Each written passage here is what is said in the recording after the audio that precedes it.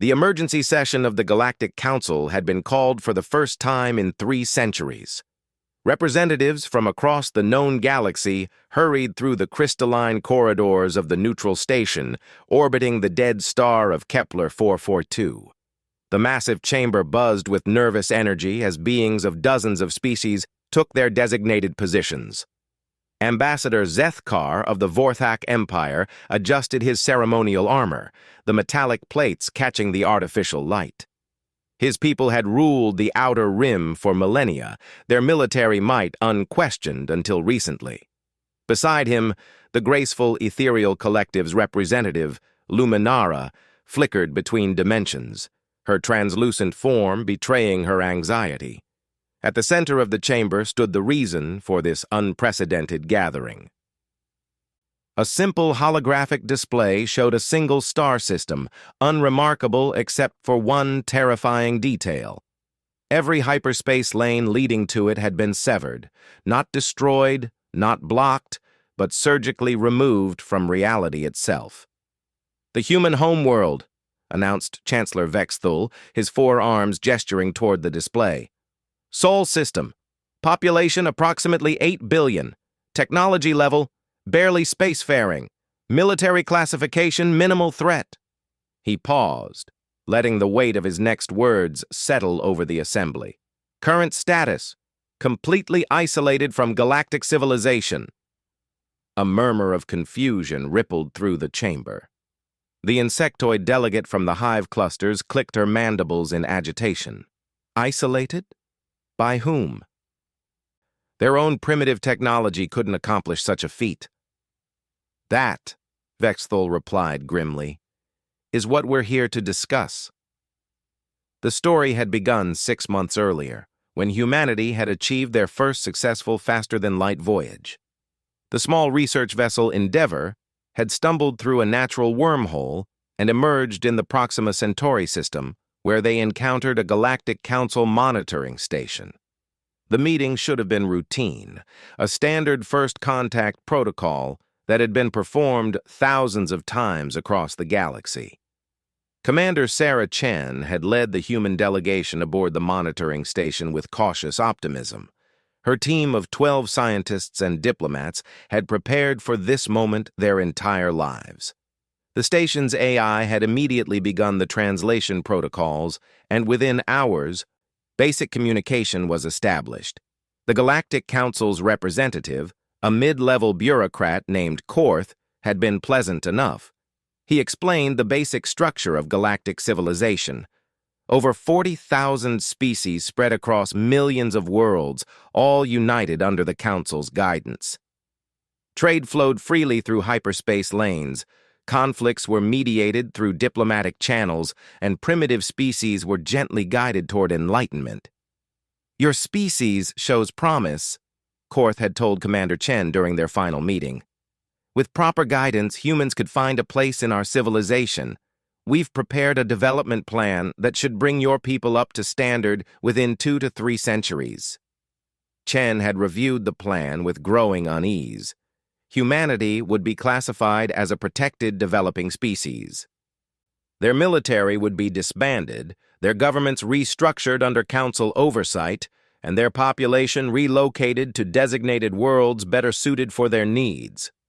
Earth would become a nature preserve, visited only by approved researchers.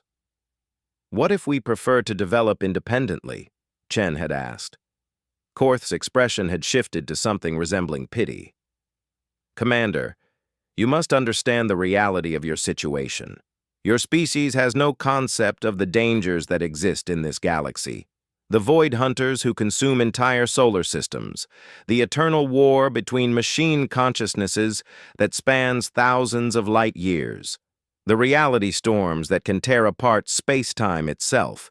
You need protection, guidance, structure. And if we refuse? Refusal is not an option. The Council has maintained galactic peace for 100,000 years precisely because we do not allow primitive species to stumble blindly into forces beyond their comprehension. Your people will be protected whether they cooperate or not." Chen had maintained her diplomatic composure throughout the meeting, But inside, every human instinct screamed warnings. Her species had not clawed their way to the top of Earth's food chain by accepting protection from those who offered it with veiled threats. The Endeavor had returned to Earth with a complete record of their encounter. Within days, every government on the planet had received copies of the Galactic Council's development plan. The response had been swift and unprecedented. For the first time in human history, every nation had united with a single purpose. Not for exploration, not for scientific advancement, but for something far more fundamental: survival. Dr. Elizabeth Hawkins, Earth's leading theoretical physicist, had been pulled into an emergency meeting at the Pentagon just 3 days after the Endeavor's return. The room was filled with representatives from every major power, their faces grim. "Dr. Hawkins," the Secretary of Defense had begun, "we need to know if it's possible to hide an entire star system." The question should have been absurd, but Elizabeth had seen the Council's files. She knew what humanity was facing. Hide it how? From faster-than-light travel, from their sensors, from everything. Elizabeth had spent the next 72 hours in intense consultation with colleagues around the world. The answer that emerged was theoretically possible, but practically insane. It would require every nuclear reactor on Earth, the combined computing power of every quantum computer, and a level of international cooperation that had never before existed. "We can do it," she had finally announced. "But once we start, there's no going back. We'll be cutting ourselves off from the galaxy completely. No trade, no communication, no help if something goes wrong." The vote had been unanimous across every government. Humanity chose isolation over subjugation. The project had been called Fortress Sol, and it had mobilized every resource Earth possessed. Massive particle accelerators were constructed in orbit, powered by fusion reactors that pushed the boundaries of human engineering. Quantum computers calculated probability matrices that existed on the edge of theoretical possibility. Meanwhile, military leaders developed contingency plans for every scenario they could imagine. If isolation failed, if the Council decided to intervene directly, humanity would be ready. Not to win, but to make any victory so costly that other species would think twice before attempting to protect them. Dr. Yuki Tanaka had overseen the final calculations. Her team worked in shifts around the clock, double-checking every equation, every variable. The plan would create a quantum dead zone around the Sol system, making it impossible for faster-than-light travel to function within a radius of 50 light-years. To outside observers, the system would simply disappear from all detection methods. "It's like creating a bubble of altered space-time," she explained to the project leaders. "Inside the bubble, physics works normally. Outside, it's as if our solar system doesn't exist." The activation had been scheduled for exactly 6 months after first contact. As the countdown approached, every human on Earth understood what was happening. They were choosing to remain alone in the darkness rather than accept a place in the light that came with chains. At precisely 00 Universal Time, Dr. Tanaka had initiated the sequence. Around the solar system, massive energy discharges had torn holes in the fabric of space itself. The quantum field had expanded outward at the speed of light, severing every hyperspace lane, disrupting every method of faster-than-light communication. From the outside, Sol's system had simply vanished. Now, 6 months later, the Galactic Council was struggling to understand what had happened. Their most advanced ships couldn't approach the area where Earth had been. Their sensors detected nothing but empty space. Even their most sophisticated AI systems couldn't model how such a feat had been accomplished. "The implications are staggering," Luminara whispered, her form flickering more rapidly. "If a primitive species could develop such technology in mere months, what does that say about our understanding of their capabilities?" Ambassador Zethkar leaned forward in his seat. "Perhaps we underestimated them. My people's intelligence networks had classified humans as technologically inferior, but tactically interesting." Their history is filled with impossible victories achieved through sheer determination. The Chancellor called for order as the debate grew more heated. Species that had spent millennia believing in the Council's absolute authority were now questioning everything. If humans could simply disappear rather than accept guidance, what did that mean for the carefully maintained order of galactic civilization? The question before us, Vexthal announced, is not how they accomplished this feat. Our scientists are working on that. The question is what we do next. Do we find a way to penetrate their barrier? Do we wait for them to emerge? Do we classify them as a rogue species and prepare for eventual conflict? The vote that followed would reshape the galaxy's understanding of a simple truth that humans had always known. Sometimes the greatest strength is not the willingness to fight, but the courage to walk away from a fight you cannot win on your own terms. Earth had chosen isolation not out of fear, but out of the fundamental human belief that freedom was worth any price, even the price of eternal loneliness among the stars. 2 years had passed since the Sol barrier had activated, and the galaxy was learning to adapt to an unprecedented situation. For the first time in Council history, a species had simply refused to participate in galactic civilization and possessed the technology to enforce that refusal. Admiral Korath of the Vorthak Imperial Fleet stood before a massive tactical display in his flagship's war room.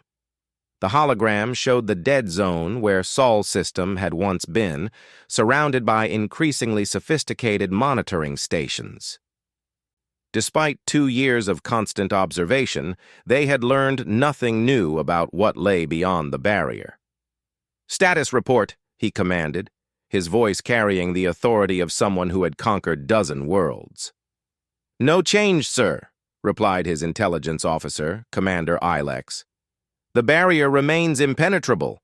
Our most advanced probes simply cease to exist when they cross the threshold. Not destroyed, not repelled. They simply stop being." Korath's mandibles clicked in frustration. The Vorthak Empire had built its reputation on decisive action, but how do you wage war against an enemy that refuses to exist in the same reality as you?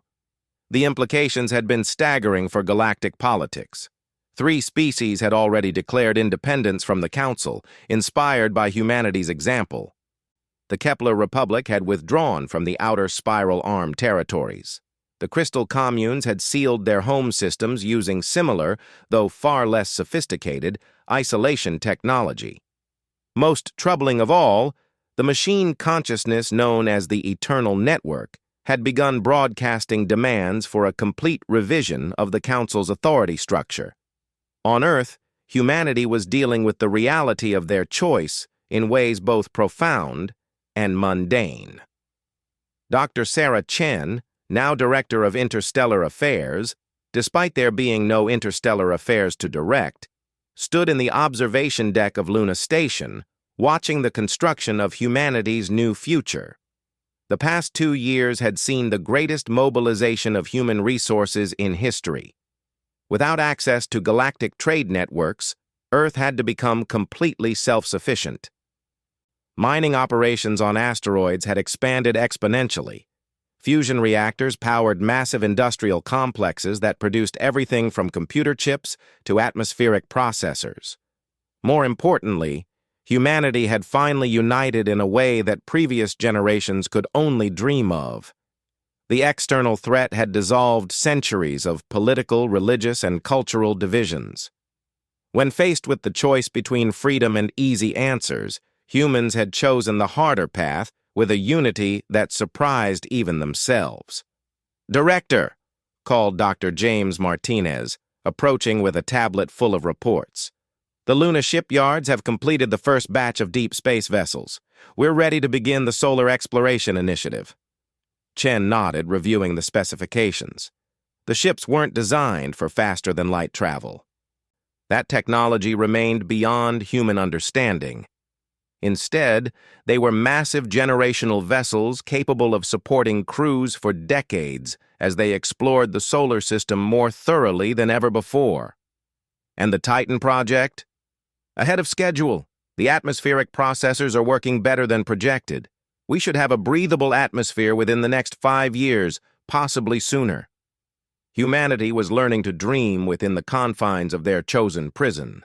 If they couldn't explore the galaxy, they would make their solar system the most thoroughly understood and developed region of space possible.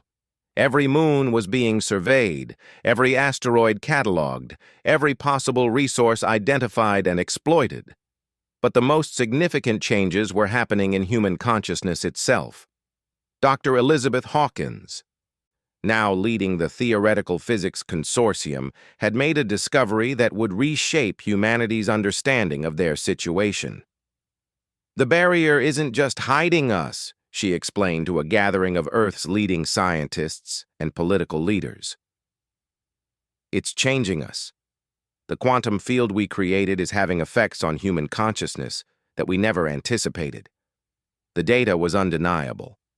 Children born after the barrier activation showed enhanced problem-solving abilities, improved pattern recognition, and most remarkably, a subtle but measurable ability to sense quantum fluctuations. Humanity wasn't just adapting to isolation, they were evolving. "We're becoming something new," Dr. Hawkins continued. "Not physically, not yet, but mentally. The barrier is acting like a selective pressure, pushing human cognition in directions we never imagined possible." Meanwhile, the Galactic Council was discovering that humanity's disappearance had created problems they never anticipated. The economic disruption was minimal. Earth had contributed nothing to galactic trade, but the psychological impact was enormous. For the first time in 100 millennia, the Council's authority had been successfully challenged. Chancellor Vex Thule convened another emergency session as reports arrived from across the galaxy.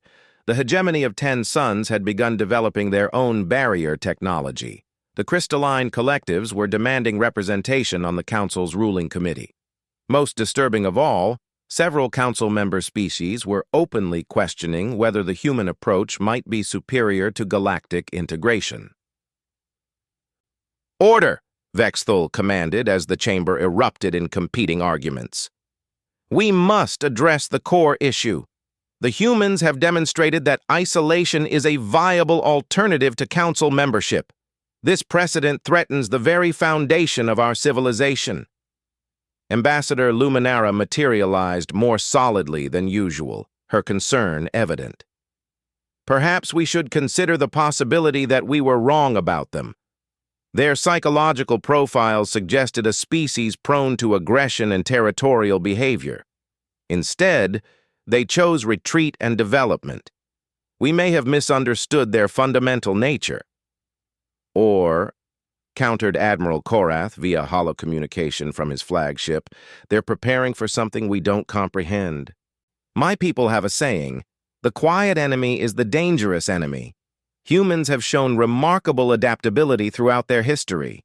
2 years of isolation may not be retreat. It may be preparation." The debate that followed would last for months, but the fundamental question remained unanswered. What exactly were the humans doing behind their impenetrable barrier? On Earth, Dr. Yuki Tanaka was working on answering that very question, though not in the way the Council might expect. Her latest research focused on barrier refinement and expansion. The initial quantum field had been a desperate measure, created with humanity's limited understanding of advanced physics. 2 years of constant study and improvement had given them new insights.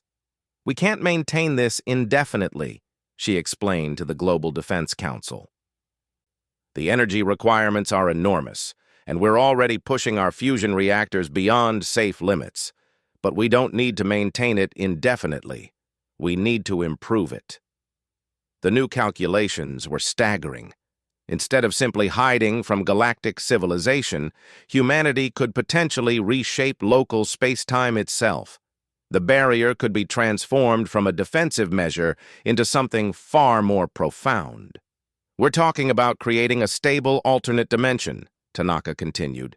"Not just invisible to outside observation, but actually existing in a parallel quantum state. We would be physically separate from the galaxy while remaining in the same spatial location. The implications were both terrifying and exhilarating. Humanity could achieve true independence, existing in their own pocket of reality while maintaining the ability to observe and learn from galactic civilization. But the process would be irreversible and would require resources that pushed the boundaries of what human technology could achieve. As the debate raged on Earth, young humans born after the barrier activation began demonstrating abilities that confirmed Dr. Hawkins's earlier theories. Maria Santos, born 6 months after isolation began, could solve quantum mathematics problems that had puzzled human scientists for decades. Tommy Chen, now 18 months old, could predict weather patterns by observing cloud formations in ways that seemed almost supernatural. These children represented humanity's future, a generation adapted to life within the quantum field that protected their world. They thought differently, processed information differently, and most remarkably, seemed to understand instinctively how the barrier technology functioned. They're not just adapted to our situation, observed Dr. Rachel Foster, the leading child psychologist studying the post-barrier generation. They're optimized for it. Their brains are processing quantum information in ways that previous generations couldn't. It's as if humanity is naturally evolving to take advantage of our self-imposed isolation. The discovery led to the most ambitious project humanity had ever undertaken. If the children could understand quantum mechanics instinctively, perhaps they could help design technologies that previous generations couldn't even imagine. The Quantum Children Project began recruiting the brightest young minds on Earth for advanced education programs that combined traditional learning with direct interaction with the barrier technology. Meanwhile, observation posts scattered around the barrier's perimeter detected something unprecedented. For brief moments, no more than microseconds, the barrier flickered, not failing, but changing, adapting, growing stronger and more complex. The galaxy was about to learn that humanity's greatest strength had never been their technology or their military prowess.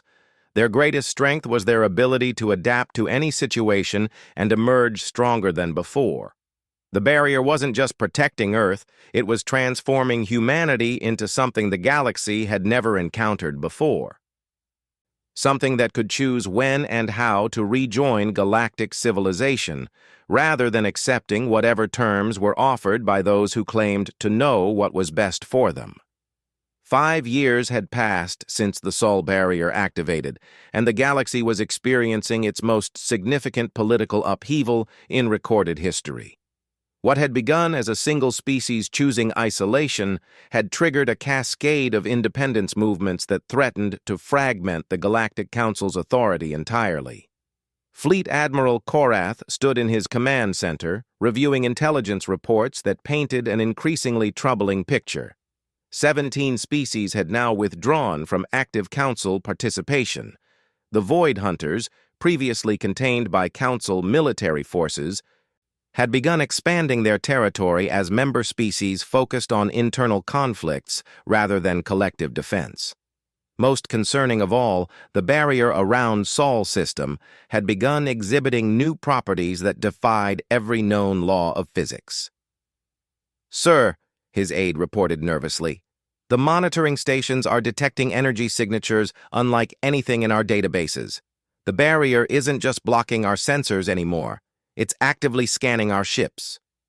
Korath's primary eyes focused on the tactical display, while his secondary eyes tracked additional data streams. "Scanning for what?" "We don't know, sir. But the scans are incredibly sophisticated. They're analyzing our technology, our biological signatures, even our quantum field generators. It's as if something inside the barrier is learning everything it can about us." On Earth, the source of those scans was a new generation of humans who barely resembled their ancestors.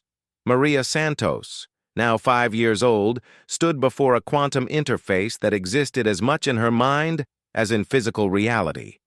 Her consciousness danced through probability calculations that would have driven previous generations insane, mapping potential futures with an ease that seemed impossible. "They're scared," she observed, her child's voice carrying insights that belonged to someone far older. "The ones watching us from outside. They don't understand what we're becoming." Dr. Sarah Chen, now showing signs of the enhanced cognition that affected all humans exposed to the barrier field, nodded grimly. "Can you see their intentions?" Maria's eyes shifted through several colors as she processed quantum information streams. "Some want to destroy us. Some want to study us. Some want to hide from us. But they all agree on one thing. They think we're dangerous now." The child was right. Humanity had spent 5 years not just surviving in isolation, but thriving in ways that challenged the galaxy's understanding of what intelligent life could become. The barrier had evolved from a simple cloaking device into something far more sophisticated. It existed in multiple dimensions simultaneously, creating a pocket of space where the laws of physics could be selectively modified. Within this protected realm, humanity had achieved technological advances that should have taken millennia. Fusion reactors had been replaced by quantum energy extractors that drew power directly from the vacuum of space. Traditional computing had given way to probability-based processing systems that existed in superposition until observation collapsed them into specific states. Most remarkably, humanity itself was evolving, not through genetic modification or technological enhancement, but through direct adaptation to life within an altered quantum field. Children born after the barrier activation could perceive and manipulate probability in ways their parents could barely comprehend. Adults who had lived through the transition found their consciousness expanding, able to process information across multiple dimensional states simultaneously. Dr. Elizabeth Hawkins, her hair now silver, but her mind sharper than ever, led a team of scientists who were no longer entirely human by previous definitions. They existed partially in normal space and partially in the quantum foam that surrounded Earth's modified reality. "We've become something unprecedented," she explained to a gathering that included both physical attendees and consciousness projections from across the solar system. "Not just technologically advanced, but fundamentally different. We think in ways that previous generations couldn't, perceive realities that others can't access, and manipulate forces that don't exist in normal space." The transformation hadn't been without cost. Approximately 15% of Earth's pre-barrier population had been unable to adapt to the quantum field's effects. They lived in specially shielded communities, essential for maintaining human genetic diversity, but increasingly disconnected from the mainstream of human development. "The question we face," Hawkins continued, "is whether we're still the same species that chose isolation 5 years ago.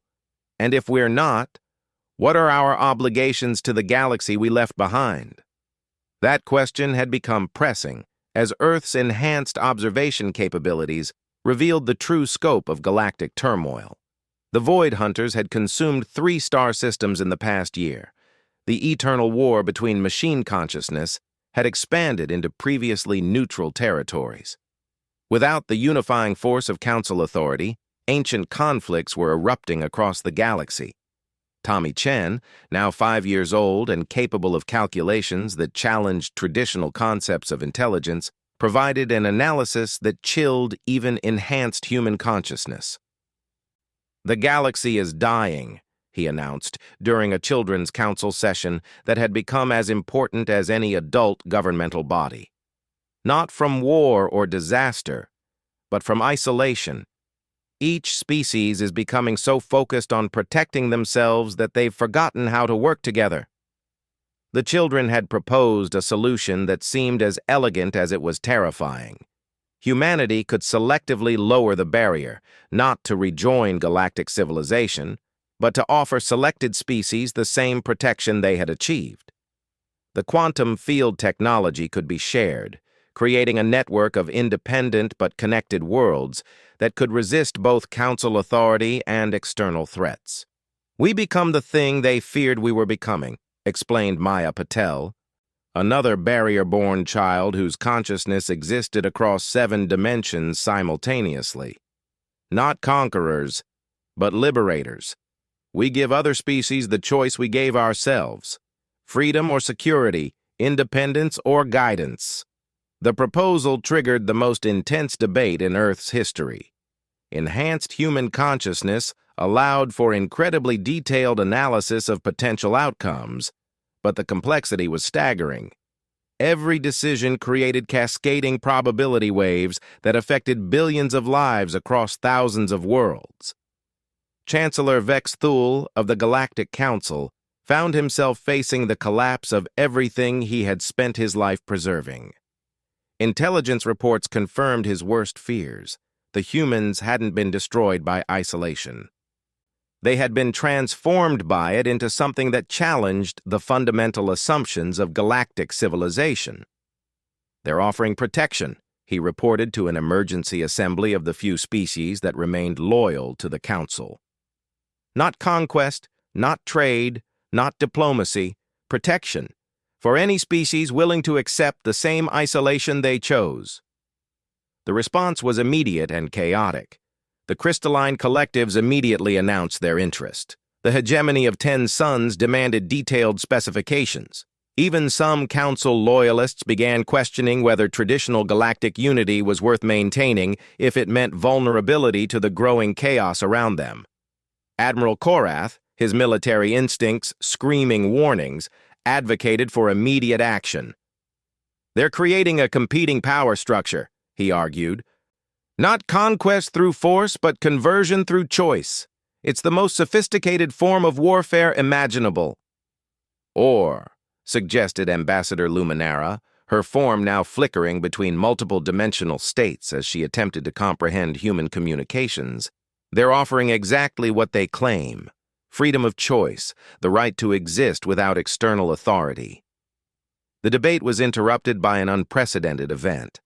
For the first time in 5 years, the Sol barrier opened. Not completely, not permanently, but enough to allow a single message to reach the galaxy. The transmission was beautiful and terrifying in its simplicity. It came not from government officials or military commanders, but from the children of Earth. Maria Santos spoke for her generation with words that carried the weight of quantum probability across light years. "We remember being human," her voice carried across galactic communication networks. "We remember choosing isolation because we believed freedom was worth any price. We still believe that. We offer that choice to anyone who wants it. Not as conquerors, not as rulers, but as friends who learned that sometimes the only way to be safe is to step outside the system that claims to protect you." The message continued with technical specifications for barrier technology, freely shared with any species that wanted to analyze them. But more than that, it carried something that galactic civilization had lost over millennia of Council control. It carried hope that there was an alternative to the binary choice between submission and destruction. Within days, 17 species had announced their intention to implement their own barrier systems. The Council's authority structure began collapsing not through war or rebellion, but through quiet withdrawal. Species simply chose to exist outside the system rather than fighting to change it from within.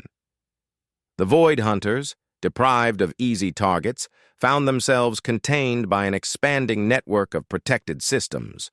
The eternal war ground to a halt as machine consciousness discovered they could achieve their goals through isolation rather than conquest.